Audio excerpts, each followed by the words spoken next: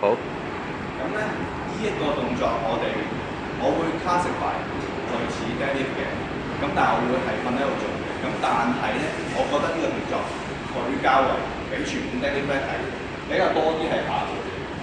傳統 deadlift 咧係臀部同埋後腿都會多啲嘅。咁但係呢一個動作，我覺得佢係喺個下背嗰度會多啲嘅。咁點做咧？就係話將個滑輪 set 到去，我哋需要一張平板啦，set 到同個平板差唔多水平，差唔多水平。之後你咧支直桿，咁我哋張凳最緊要有個腳把啦，可以喺度。咁我哋較好嘅狀態時候咧，我哋將你嘅腳擺住，接近鼻曲啦，接近伸直。咁之後咧，隻手就唔好喐力喎 ，hold 住就 OK 啦。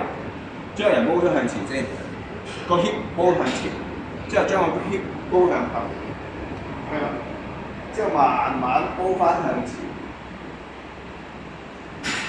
向後，向前，係啦。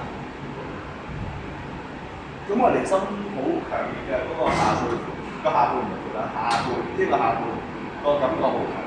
咁重點係隻手唔好亂喐，唔好發力，只係 hold 住嘅啫，即係同 deadlift 一樣㗎，係一個 hip 嘅喐動嚟㗎，呢一個 hip 嘅喐動，帶動個下背帶動。